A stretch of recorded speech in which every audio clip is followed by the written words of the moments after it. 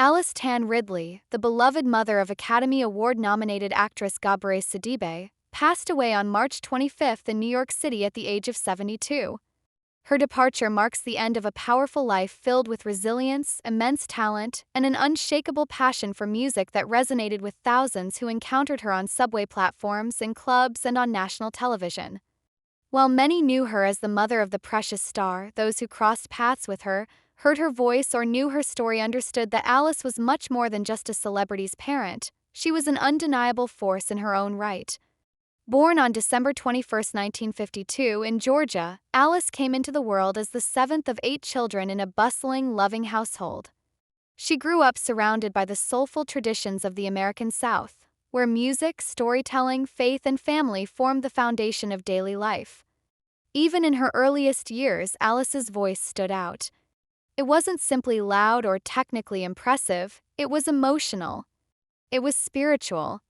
Her voice could move a room, hush a crowd, stir tears, or inspire spontaneous clapping in rhythm to her bluesy cadence. It was a gift she would nurture quietly for years before the world would fully recognize its brilliance. After graduating from Stewart County High School in 1969, Alice took a practical turn, earning her teaching license from the New York State Board of Education. She began teaching at Public School 134, balancing her professional life with her growing love for performance. She had a heart for education, for nurturing young minds, and for helping children dream bigger. But music was always calling her. In many ways, the classroom and the stage weren't so different to Alice. Both required presence, passion, patience, and the ability to connect deeply with others. In 1980, Alice married Ibnou Sidibe, a man from Senegal who would become the father of her 2 children. Their daughter, Gabourey Sidibe, was born in 1983 and would later go on to earn critical acclaim for her role in the 2009 film Precious, which brought her global recognition. The couple also had a son, Ahmed Sidibe. Although Alice and Ibnou eventually divorced, they managed to maintain a respectful and cordial relationship in the years that followed, a testament to their mutual love for their children and their ability to rise above personal differences.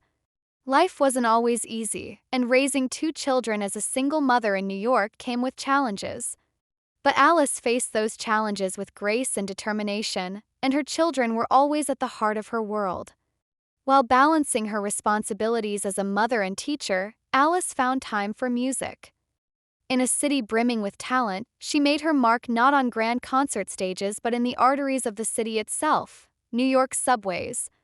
For more than 3 decades, Alice could be found in Herald Square, singing her heart out to commuters rushing to work, tourists exploring the city, and fellow New Yorkers seeking a moment of unexpected beauty. Her voice soared through the underground tunnels with a power that could rival any professional recording artist. Her performances were raw, emotional, unfiltered. They weren't about fame or recognition, they were about connection, about joy, about healing. Alice had the gift of being able to transform an ordinary moment into something transcendent. People who had never seen her before would stop in their tracks, drawn in by her voice like a magnetic force. She wasn't just performing, she was ministering through music. She poured her soul into every lyric, every note, and every breath. And slowly but surely, word of her talent began to spread beyond the subway walls. Her big break came in 2010 when she stepped onto the national stage as a contestant on America's Got Talent. For many, this was the first time they had seen her, but for New Yorkers, especially those who frequented the subway, she was already a cherished local treasure. When she performed the classic song At Last, her voice echoed through the auditorium and into the homes of millions. Piers Morgan, one of the show's judges, was visibly moved.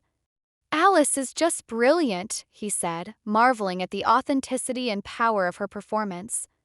Howie Mandel, another judge, noted how deeply touching it was to watch Alice progress through the competition. "Every time she moves on," he said, "it's heartwarming and moving." That one appearance changed her life, but it never changed her heart. Alice didn't become arrogant or distant. She remained grounded, humble, and thankful. But Alice's artistic journey didn't begin or end with America's Got Talent. Back in 2005, she had already appeared on Showtime at the Apollo, another platform that celebrates raw and genuine talent. That same year, she was featured in Rise, a critically acclaimed documentary by David LaChapelle that explored dance and self-expression in urban communities. These opportunities were a nod to her growing influence and the power of her art to transcend boundaries and touch lives. Beyond her performances, Alice Tan Ridley was a woman of substance, of strength, and of soul. She was a symbol of perseverance. While others may have sought fame through shortcuts or industry connections, Alice carved her path through dedication and sheer talent. She had no powerful agent or label backing her. What she had was something far more potent, a voice and spirit that couldn't be ignored. Her debut studio album, Never Lost My Way, was released in 2016. Title itself felt autobiographical. No matter how winding or difficult her journey was, Alice never strayed from her purpose. She remained true to her calling, to her music, and to the values that guided her. The album is a testament to her resilience, a collection of songs that echo her life story, its triumphs, its heartbreaks, its passion. In addition to her solo work, Alice also contributed to Emmy-winning documentaries. In 2007, she played a role in Military Families, a moving portrayal of the lives of those connected to the armed forces. Her contribution added emotional weight and helped illuminate the human side of military life. Another example of how Alice used her art to tell important stories. Israeli student Dvir Asulin was one of many who recognized Alice's brilliance. After seeing her perform in the subways, he approached her with an offer to manage her professionally. "Whenever I saw her performing," he told The Hollywood Reporter, "there were always hundreds of people around her.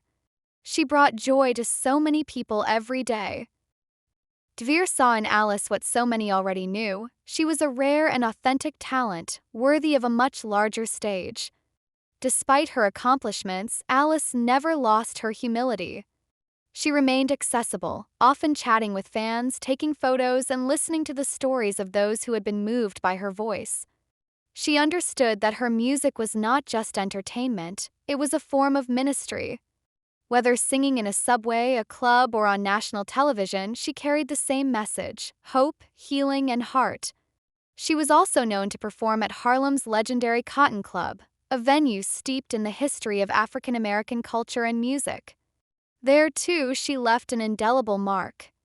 Those who saw her perform live speak of a presence that commanded attention, not because it demanded it, but because it radiated authenticity. Alice didn't just sing songs, she told stories through them. Every performance was an invitation into her soul. Alice Tan Ridley's passing leaves behind a family that adored her, a city that cherished her, and a legacy that will endure far beyond the sound of her last note. She is survived by her two beloved children, her son Ahmed and her daughter Gabourey, who herself has often spoken publicly about her mother's strength, love, and impact. Gabourey once described her mother as the strongest woman I know, adding that it was her mother's example that taught her to be fearless in the face of adversity. No doubt Alice's strength lives on in her children, as well as in her twin grandchildren Cooper and Maya, who will grow up hearing stories of their grandmother's powerful voice and indomitable spirit. She also leaves behind two brothers, James D. Jimmy Ridley and Tommy Lee Tom Tom Cherry, and two sisters, Julia Van Mater Miller and Mildred Ridley Dent, as well as countless nieces, nephews, cousins, friends, and fans who were touched by her life.